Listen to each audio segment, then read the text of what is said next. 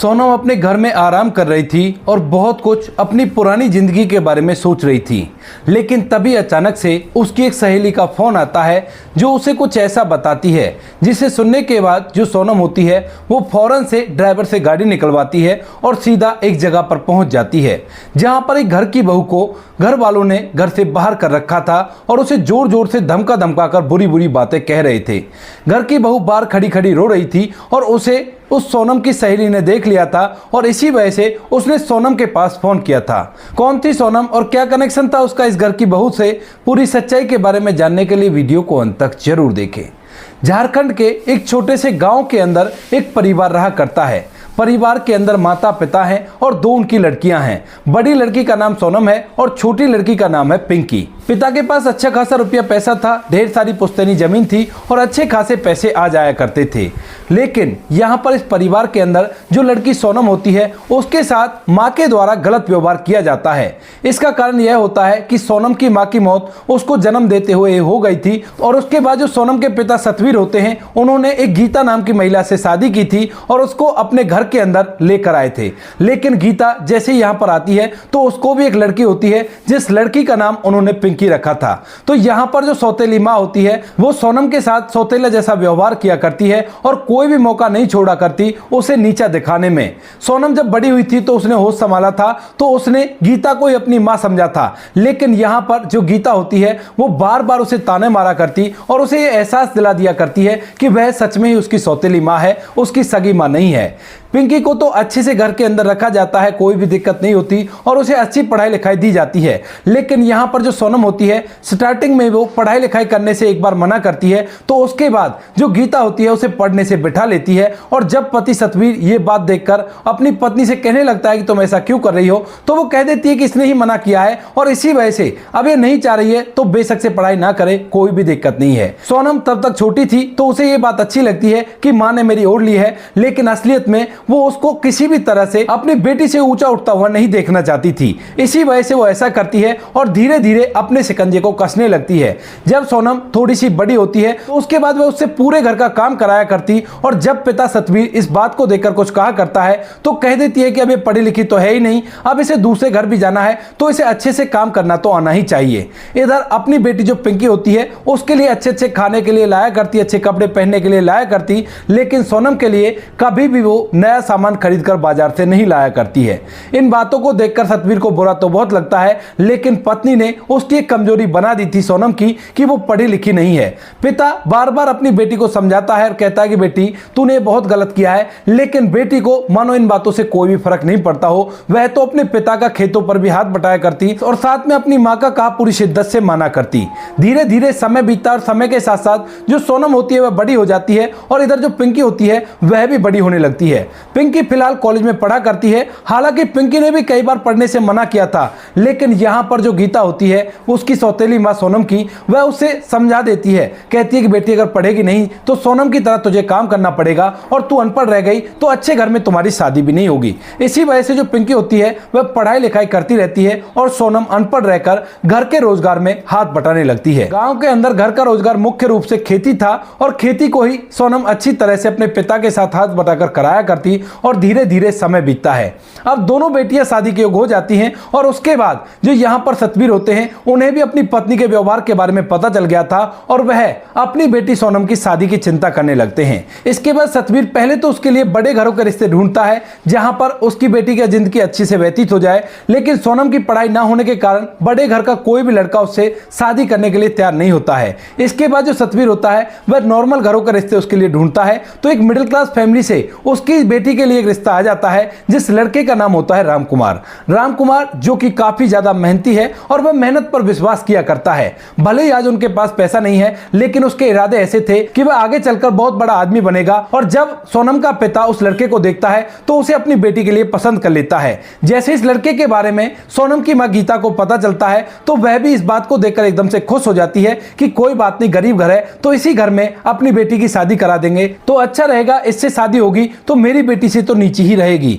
यह बात सोचकर गीता भी खुश हो जाती है और उसके बाद जो पिता सतवीर होते हैं वह सोचने लगते हैं कि कोई बात नहीं, हमारे पास अच्छी खासी धन दौलत है और मैं बच्चे को कुछ पैसे दे दूंगा जिन पैसों से वो अपना जीवन आराम से व्यतीत कर सकता है और मेहनत करके उन पैसों को बढ़ा भी सकता है। यही सोचकर पिता शादी की तैयारियों में जुट जाते हैं। लेकिन जिस दिन शादी होती है और शादी के टाइम पर सतवीर अपनी बेटी को दहेज के रूप में ढेर सारे रुपए देना चाहता है तो उस दिन गीता के अरमान पूरी तरह से मर जाते हैं। लेकिन वहीं पर जो लड़का होता है रामकुमार, वह शादी के टाइम पर दहेज लेने से साफ साफ मना कर देता है। इधर जो रामकुमार के पिता होते हैं वह भी इसी प्रवृत्ति के थे और वो कहते हैं कि देखिए आप अपनी बेटी दे दीजिए, वही काफी है और ये सब कुछ हमें नहीं चाहिए। अगर हमें अमीर बनना होगा तो हम पैसे कमाकर अमीर बन सकते हैं, आपकी दी हुई जायदाद से हम अमीर नहीं बन सकते। पिता काफी ज्यादा रामकुमार को समझाने की कोशिश करता है लेकिन भरे समाज में वो खड़ा होकर कह देता है कि मैं तो 1 रुपए का रिश्ता रखना चाहता हूं और 1 रुपए से ही मैं आपकी बेटी से शादी करूंगा। भले ही आपने जो इसे कपड़े पहना रखे हैं उनको भी आप अपने को रख लीजिए, हम कपड़े लेकर आए हैं और उन्हीं को पहनकर ये हमारे साथ चल देगी। यह बात सुनकर समाज वाले सभी लोग ताली बजाने लगते हैं और यहाँ पर जो पिता सतवीर होते हैं उनकी सोच धरी के धरी रह जाती है कि बेटी को अच्छा खासा धन दे दूंगा और उससे उनकी जिंदगी अच्छी तरह से व्यतीत हो जाएगी। वहीं पर जो गीता होती है सौतेली माँ, उसको एकदम से बहुत ज्यादा खुशी होती है क्योंकि जब उसे पता चला था कि यहाँ पर जो सतवीर होता है उसने ढेर सारे रुपए पैसे देने का प्लान बनाया है तो उसके मान मर्यादा पर पानी फिर जाता है। लेकिन वह पति से बगावत नहीं कर पाती है और इसके बाद जब लड़के ने मना कर दिया था तो वह लड़के का सपोर्ट करती है और कहती है कि हाँ बेटा तुम सही कह रहे हो, 1 रुपए का ही रिश्ता होना चाहिए। इसके बाद पिता ना चाहते हो भी बेटी की शादी उससे करा देता है और यहाँ पर जो रामकुमार होता है वह सोनम को दुल्हन बनाकर अपने घर में ले जाता है। सोनम ने अब तक सौतेली माँ का बहुत सारा कहर सहा था, भले ही उसने अपनी माँ से कुछ भी नहीं कहा था लेकिन सारी बातों को उसे समझ थी और जैसे शादी होने के बाद वह रामकुमार के घर में दुल्हन बनकर जाती है और उन दोनों की पहली मुलाकात होती है। तो वहां पर जब रामकुमार कहता है कि देखो मैंने भले ही तुम्हारे पिता से पैसा ना लिया हो लेकिन मैं वादा करता हूं कि तुम्हें किसी भी चीज के लिए परेशान नहीं होने दूंगा। यहां पर जो सोनम होती है वह अपने पति से पहला वर्ड कहती है कि देखिए मुझे किसी भी धन दौलत की जरूरत नहीं है, मुझे तो केवल प्यार चाहिए क्योंकि वहां पर मेरी सौतेली माँ थी और मुझे माँ का प्यार कभी भी नहीं मिला। मैं आपके माता पिता की सेवा करना चाहती हूं और आप भी मुझसे प्यार से बातें करें क्योंकि मैंने आज तक बहुत दुख देखे हैं। सोनम अपनी पूरी कहानी रामकुमार को सुनाती है और रामकुमार जब इस पूरी कहानी को सुनता है तो वह उसे वचन देता है, कहता है कि मैं तुमसे वादा करता हूं कि जिंदगी में चाहे कितनी भी कठिनाई आए लेकिन मैं तुम्हें कभी भी परेशान नहीं करूंगा और इस तरह के दुखों का अब तुम्हें सामना नहीं करना पड़ेगा। इस बात को सुनकर सोनम खुश हो जाती है और उसके बाद अच्छी तरह से अपने उस घर को बसाने लगती है जिस घर के अंदर उससे प्यार करने वाला उसका पति है और साथ में माता पिता की तरह दुलार करने वाला है उसके सास ससुर है। यहाँ पर आने के बाद सोनम बड़ी खुश होती है और इसके बाद वह अपने परिवार की प्रगति के लिए कुछ काम करने लगती है। वह अपने पति को नए नए बिजनेस करने के लिए मोटिवेट किया करती क्योंकि उसे पता है कि प्यार से पेट नहीं भरा करता, कुछ ना कुछ पैसे भी चाहिए, अगर पैसा होगा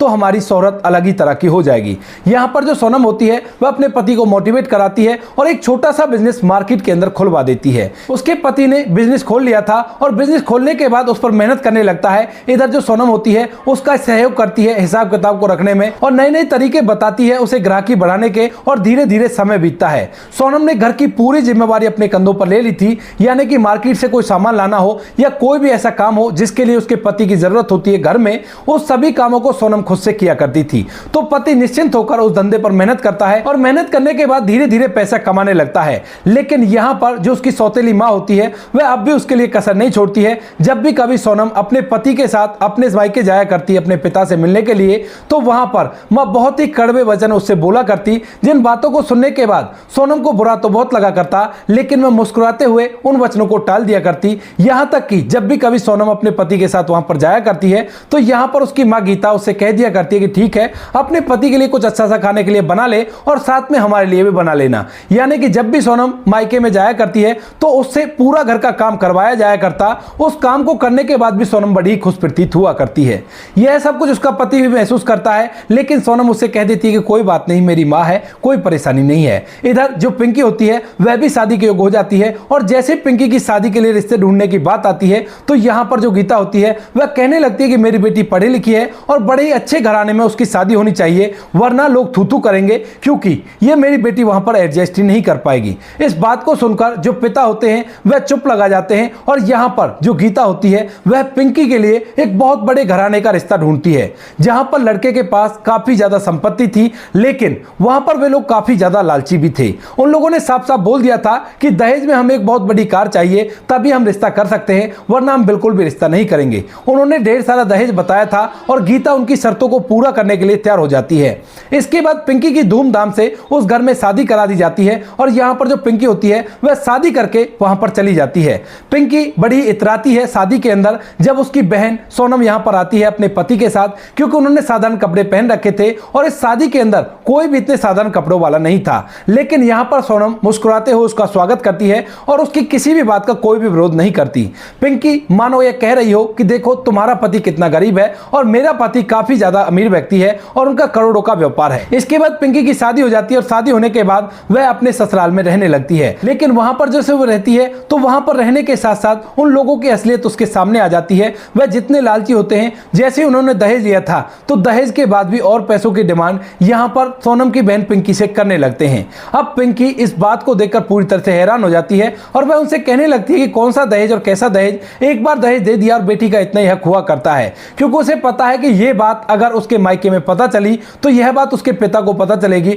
और पिता को पता चलने के बाद यह बात उसकी बहन तक भी पहुंच जाएगी और सोनम को जब यह बात पता चलेगी तो वह इसकी खिल्ली उड़ा सकती है। यह बातें पिंकी के दिमाग में बैठ गई थी और इसी वजह से वह इस बात को चुपचाप अपनी मां को बताती है और कहती है कि मां, ये लोग पैसों की डिमांड कर रहे हैं। अब मां इतने दिनों से अपने पति के साथ रह रही थी तो उसने भी अपने पास थोड़े बहुत पैसे जोड़ रखे थे और उन पैसों को वह अपनी बेटी को चुपचाप दे देती है और अपने पति तक इन बातों को नहीं पहुंचने देती। धीरे धीरे कुछ दिन और बीतते हैं और कुछ दिनों बाद जो पिंकी होती है उसकी हालत बद से बदतर हो जाती है, क्योंकि दहेज के लालची लोगों ने उसका जीना हराम कर दिया था। बार बार वह उसे ताना मारा करते और अपने मायके से पैसे लाने के लिए कहा करते। अब तक मां के पास जो पैसे जमा थे वो भी पूरी तरह से खत्म हो गए थे और अब जो छोटा मोटा पैसा वो अपने पति से बचाकर अपने पास रखा करती, उन पैसों से उनकी पूर्ति नहीं पड़ती है, क्योंकि उन लोगों की भूख काफी ज्यादा थी तो उन लोगों की भूख वो लोग नहीं मिटा पाते हैं। अब इस बात को देखकर जो पिंकी होती है वो काफी ज्यादा परेशान हो जाती है और इसके बाद कहने लगती है कि मुझे पैसे लाने का कौन सा हक कहता है,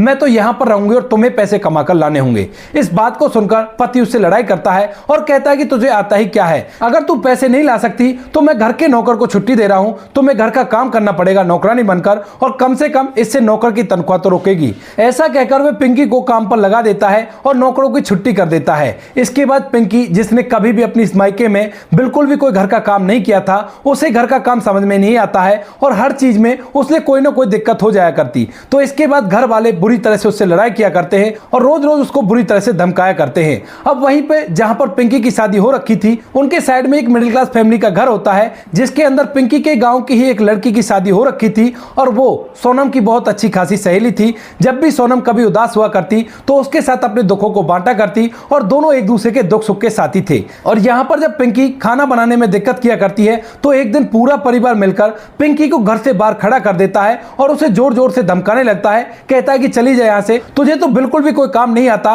और इस घर में तू आकर करेगी क्या, ना तो तू अच्छी तरह से पढ़ी लिखी है और ना ही तुझे घर का काम आता है। जब यह बात होती है तो वहां के आस पड़ोस के लोग सभी देखने लगते हैं और यह बात उस लड़की को भी दिख जाती है जो कि पिंकी के गांव की थी। और इसके बाद वह फौरन से सोनम पर फोन कर देती है और कहती है कि देखो आज तुम्हारे लिए बहुत खुशी की बात है। तो सोनम पूछने लगती है कि क्या खुशी की बात है, तो वह बताती है कि तुम्हारी जो सौतेली बहन है पिंकी, उसको उसके ससुराल वालों ने घर से निकालकर बाहर खड़ा कर दिया है और वो बाहर खड़ी खड़ी फूट फूट कर रो रही है। इस बात को सुनकर सोनम जो अपने घर के अंदर आराम कर रही थी, उसके पति अब अच्छा खासा कमाया करते हैं, वह पूरी तरह से हैरान हो जाती है, क्योंकि भले ही पिंकी सौतेली सही लेकिन थी तो उसकी बहन ही और वह उसे बहन ही माना करती थी। इसके बाद वह फौरन से अपने ड्राइवर को बुलाती है, क्योंकि सोनम के पति ने अब तक ढेर सारे रुपए पैसे कमा लिए हैं और घर के अंदर उसने नौकर भी रख रखे हैं। इसी वजह से वह गाड़ी को लेती है ड्राइवर के साथ और सीधा उस जगह पर पहुंच जाती है जहां पर उसकी बहन पिंकी को घर से बाहर कर रखा है। भले ही यहां पर सोनम पढ़ी लिखी नहीं थी लेकिन उसे इतना तो पता था कि ये जो कुछ भी इसके ससुराल वाले कर रहे हैं ये बिल्कुल से गलत है।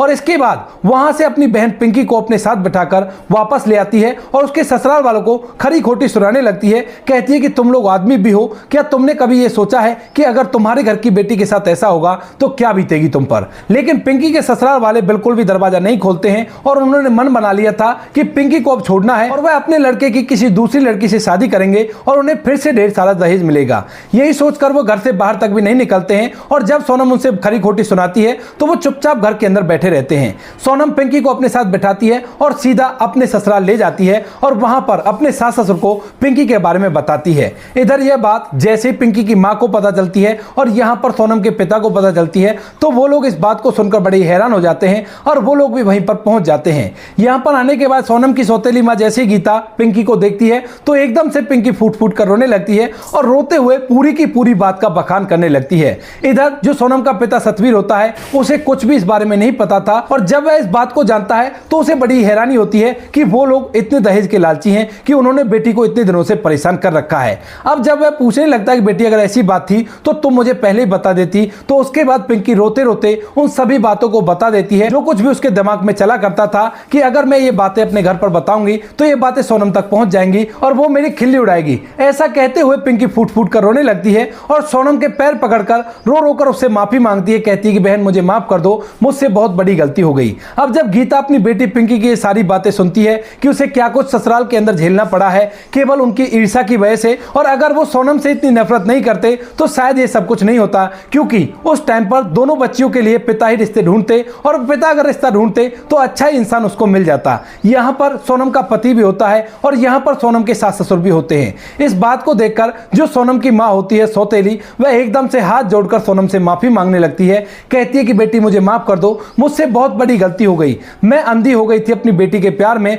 और इसी वजह से मैंने कभी भी तुम्हें अपनी बेटी नहीं समझा। वहीं पर जो सोनम होती है एकदम से अपनी माँ के हाथ पकड़ लेती है और कहती है कि माँ आप मुझे शर्मिंदा क्यों कर रही हो, भले ही आप मेरी सौतेली माँ सही, लेकिन मैंने कभी आपको सौतेली नहीं समझा, मैंने तो आपको अपनी माँ समझा। आपकी जितनी भी गालियां मुझे लगा करती थी वह सारी की सारी मुझे सिखाया करती थी और उन्हीं गालियों की बदौलत आज हम लोग अच्छी तरह से अपना जीवन व्यतीत कर रहे हैं, क्योंकि अगर आप मुझे घर का काम नहीं करवाया करती तो मैं अपने पति की मदद नहीं कर पाती और मेरे पति करोड़पति नहीं बन पाते। इस बात को सुनकर वहां पर सभी लोगों की आंखें नम हो जाती हैं और थोड़ी देर के लिए माहौल पूरी तरह से गमगीन हो जाता है, क्योंकि सोनम ने अपनी सौतेली माँ को एक क्षण में माफ कर दिया था जबकि उसने उसके साथ बहुत बुरा किया था। इसके बाद सब कुछ शांत हो जाता है और तभी जो सोनम होती है वो कहने लगती है कि माँ वो सब तो ठीक है, ये तो परिवार की बातें हैं और परिवार के अंदर ऐसी नोकझोंक हुआ करती हैं, लेकिन बहन काफी ज्यादा परेशान है और इसकी परेशानी का हल करना जरूरी है। तो उसके बाद यहाँ पर गीता पूछने लगती है कि बेटी फिर क्या करना चाहिए। तभी जो सोनम होती है